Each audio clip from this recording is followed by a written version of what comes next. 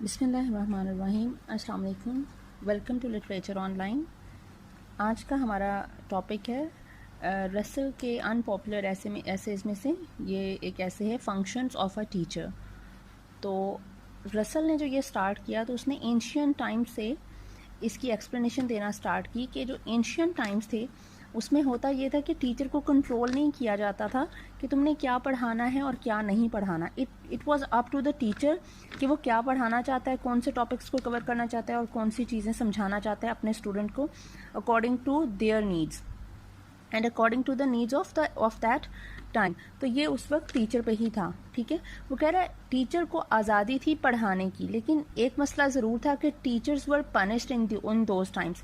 Punish क्यों किया जाता था? उनके कुछ आइडियाज़ के लिए, क्योंकि वो टाइम जो था वो डिस्कवरीज और इन्वेंशंस का टाइम था।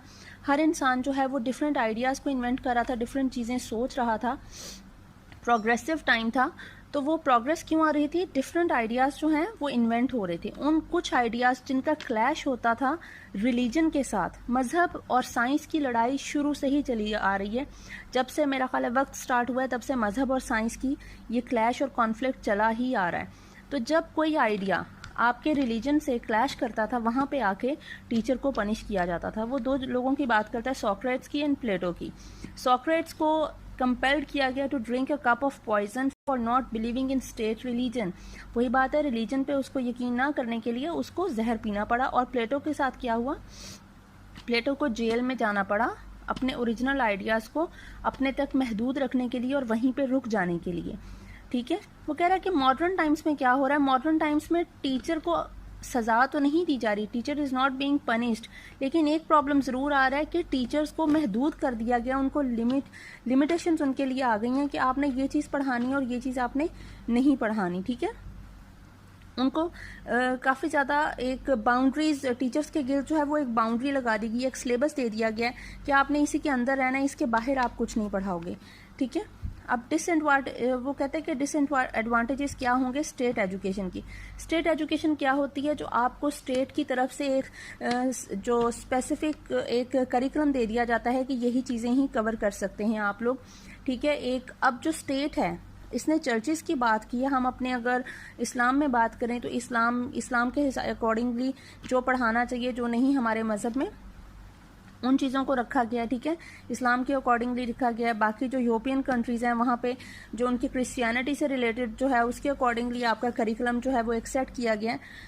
तो वो कह रहा है कि हर जो यूनिवर्सिटी है या कॉलेज है या स्कूल है वहाँ पे जो पढ़ाया जाता है वो ये स्टेट और चर्चेस डिसाइड करते हैं कि क्या पढ़ाना है। उसमें टीचर को अब इंडिपेंडेंस नहीं रही टीचर की कि क्या पढ़ाया जाएगा। ठीक है, ओके, सो वो अब बात करता है कि टीचर जो है वो अब बन गया, teacher has become the servant of the universities. ठीक है, यूनिवर्सिटीज़ में ये subservient to the state, teacher एक बन चुका, स्टेट के सबसर्वियंट हो गया है टीचर, क्योंकि उसकी अपनी मर्जी या उसका अपनी इंडिपेंडेंस नहीं रही, आज़ादी नहीं रही। ही कैन नॉट कंट्रोल और he can not choose what to teach and what not to teach. ठीक है, उसके कंट्रोल में नहीं रहा। अब ये उसने कहा है कि इसके बारे में क्यों इस तरह क्यों हो रहा है? क्योंकि जो हमारी जो करिकुलम है और हमारा जो सारा जो सिलेबस है ये किसके कंट्रोल में है? ये कुछ डॉगमेटिस्ट के कंट्रोल में है। जो लोग बहुत ज़्यादा कटर होते हैं अपने रिलीजन पे, अपने बिलीफ्स पे, उनके कंट्रोल में है ये चीज़ें और वो अपने कंट्रोल से बाहर जाने नहीं देना चाहते, जिसकी वजह से टीचर उनके कंट्रोल में आ गया है क्योंकि सिलेबस उनके कंट्रोल में। वो कह रहा है इसका सबसे ज़्यादा नुकसान तब हुआ जब जर्मनी में हिटलर ने अपने जो सारी चीज़ें अपने कंट्रोल में ली, तो नाजीज जो हैं वो बहुत ज़्यादा फनेटिक्स बन गए थे। ठीक है, वो क्योंकि सारा कुछ उनके कंट्रोल में आया तो इस चीज़ का सबसे ज़्यादा नुकसान उधर जर्मनी में हुआ, हिटलर के इस आइडियाज़ की वजह से, हिटलर की इस पॉलिसी की वजह से। ठीक है, वो कह रहा है कि state education tends to propagate dogmatic creeds. A man with free intelligence can not sincerely accept dogmatic creeds. आपका ये जो डॉगमास होते हैं, अगर एक बंदा जो है वो एक फ्री माइंड का है, एक लिबरल इंसान है, वो इन चीज़ों को एक्सेप्ट नहीं करेगा। जब वो इन चीज़ों को एक्सेप्ट नहीं करेगा, it will be difficult for him to teach the students. ठीक है, जिस चीज़ पे वो बिलीव नहीं करता वो चीज़ स्टूडेंट्स को किस तरह पढ़ा सकता है? सो उसके लिए ये चीज़ें मुश्किल हो जाएंगी। इन डॉगमेटिक क्रीड्स का एक नुकसान क्या हो रहा है कि ये इंटरनेशनल कल्चर को डिस्क्रेडिट कर रही हैं। ठीक है, ये सारी जो डॉगमेटिक क्रीड्स हैं इंटरनेशनल कल्चर को ख़त्म कर रही हैं और डिस्क्रेडिट कर रही हैं। It emphasizes a fanatical nationalism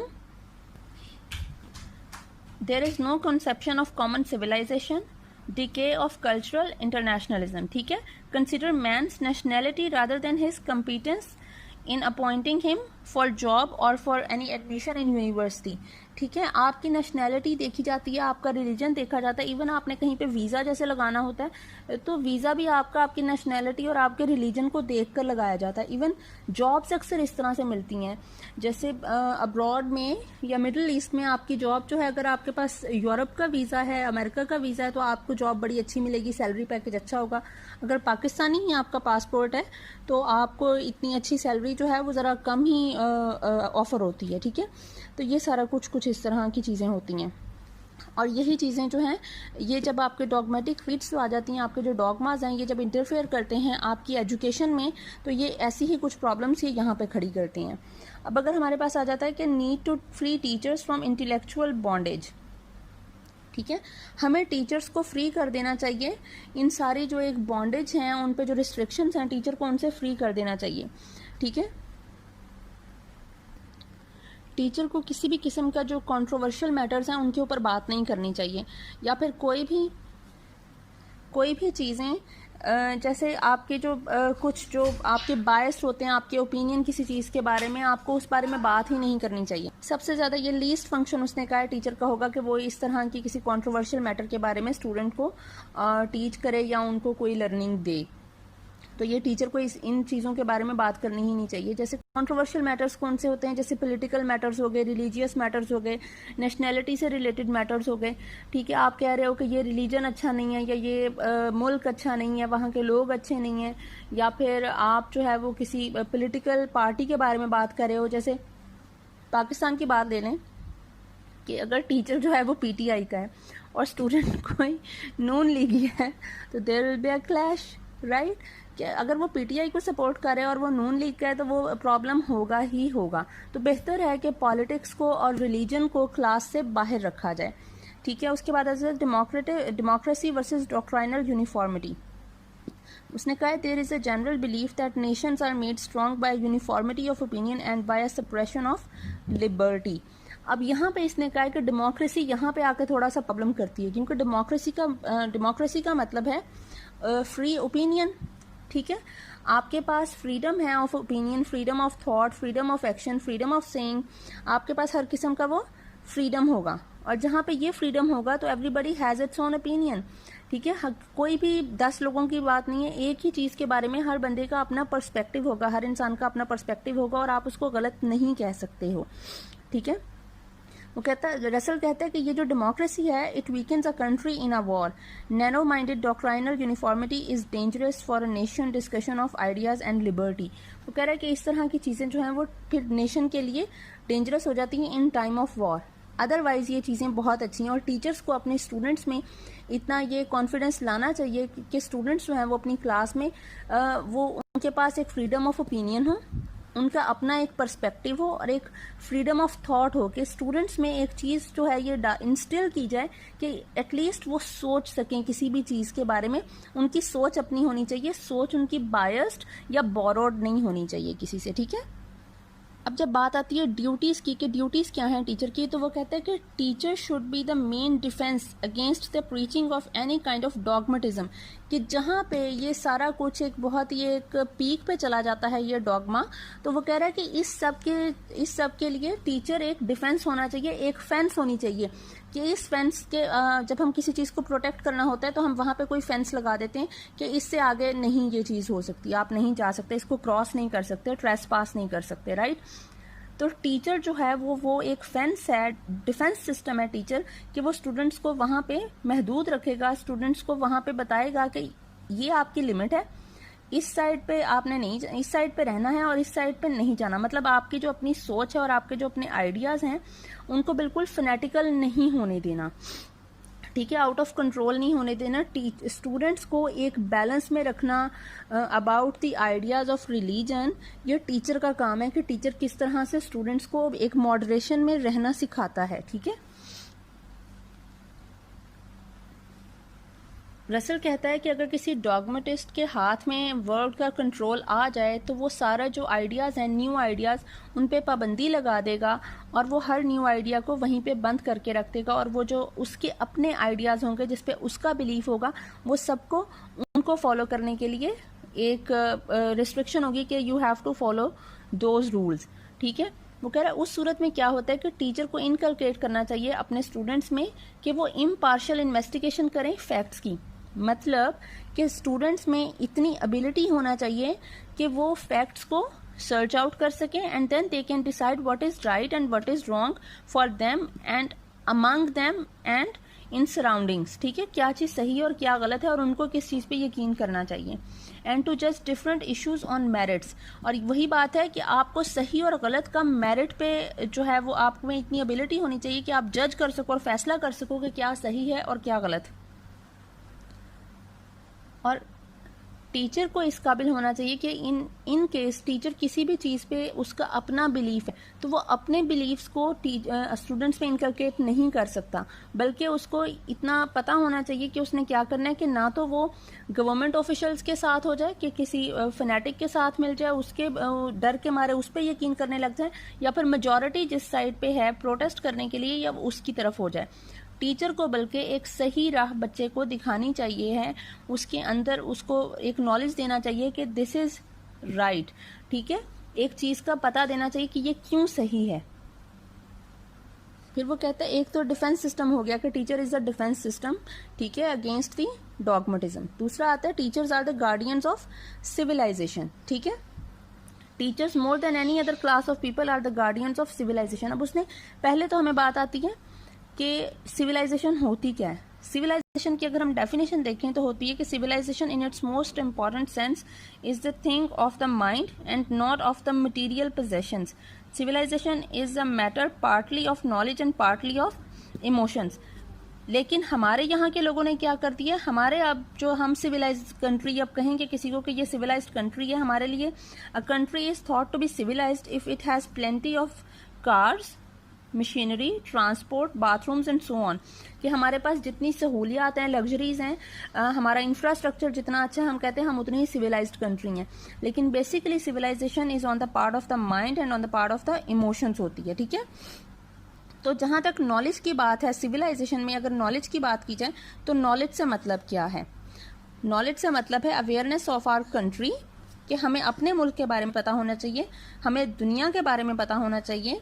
ठीक है, हमें जो चीज़ें हम प्रेजेंट में देख रहे हैं और झील रहे हैं, जिनको फेस कर रहे हैं, हम उनको कंपेयर कर सकें with the past and the future. हमें डिफरेंसेस का पता होना चाहिए कि पास्ट और प्रेजेंट में क्या फ़र्क है, और अगर ये प्रेजेंट है तो फ्यूचर क्या हो सकता है। ठीक है, फिर हमें distance and time, vastness of distance and time, ठीक है, कि हमें इन सारी चीज़ों का अंदाज़ा होना चाहिए कि किस तरह, जैसे इंफ्रास्ट्रक्चर है, हमारी जितनी इन्वेंशंस हो रही हैं वो आपके टाइम और डिस्टेंस को कम किए जा रही हैं, हमें इस चीज़ का अंदाज़ा होना चाहिए।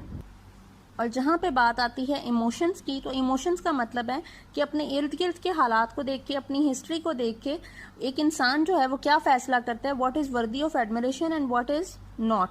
और एक अच्छा टीचर वो होता है जो स्टूडेंट्स को एक बैलेंस सिखाता है, एक मॉडरेशन सिखाता है about the knowledge and his emotions. अच्छा, पहले तो टीचर डिफेंस करता है अगेंस्ट डॉगमेटिज्म, ठीक है। दूसरा हो गया कि teacher is the guardian of civilization. फिर टीचर क्या करता है, टीचर स्टूडेंट्स को बताता है द डिलाइटफुल एक्टिविटीज़, क्या चीज़ उनके लिए अच्छी है वो उनके बारे में उनको अवेयरनेस देता है।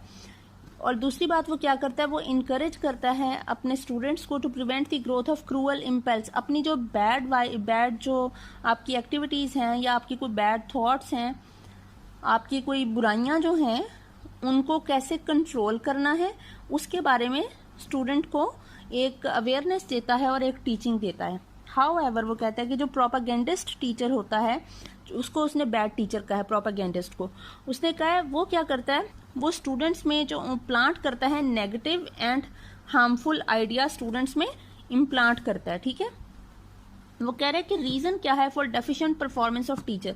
टीचर की परफॉर्मेंस में डेफिशिएंसी की वजह क्या है, वो एक ये है कि ओवरवर्क टीचर्स होते हैं। आपको पेपर के लिए तैयारी करवानी होती है कि सिलेबस को रटे लगवा दो और बस पेपर के लिए तैयारी करवाए ही जाओ। ठीक है, उनकी मेंटल ट्रेनिंग नहीं होती है, ठीक है। उनको बस एक चीज़ का रट्टा लगवा दिया जाता है, उनकी मेंटल ट्रेनिंग नहीं होती, तो टू लिबरलाइज देयर माइंड्स, कि उनके माइंड को लिबरलाइज किया जाए, एक फ्रीडम दी जाए, ठीक है। Curb on teachers freedom of thought, teacher को जो टीचर का अपना ओपिनियन है उसको सप्रेस कर दिया जाता है, ठीक है। टीचर इंडिपेंडेंट नहीं है।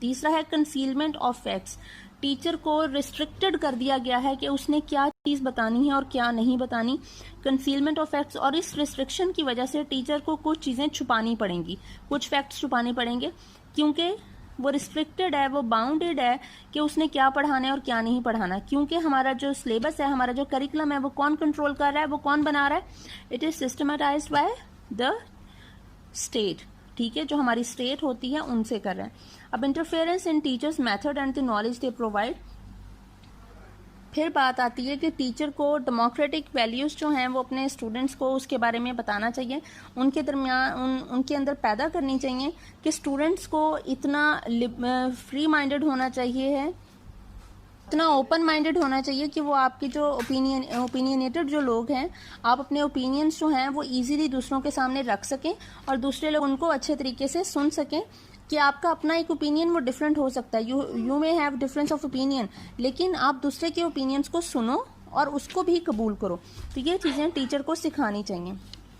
तो वो कंक्लूड करता है कि अगर दुनिया जो है has to benefit by its best minds, it will have to allow them full scope and liberty in spite of organization, कि अगर आपको अपने बेस्ट माइंड से कोई फ़ायदा उठाना है तो आपको उन्हें फुल स्कोप और लिबर्टी देनी पड़ेगी। और टीचर जो होता है वो लीडर होता है, leader of the thought and the builder of character of young people, ठीक है। आई होप आपको समझ आ गई होगी। Thank you so much.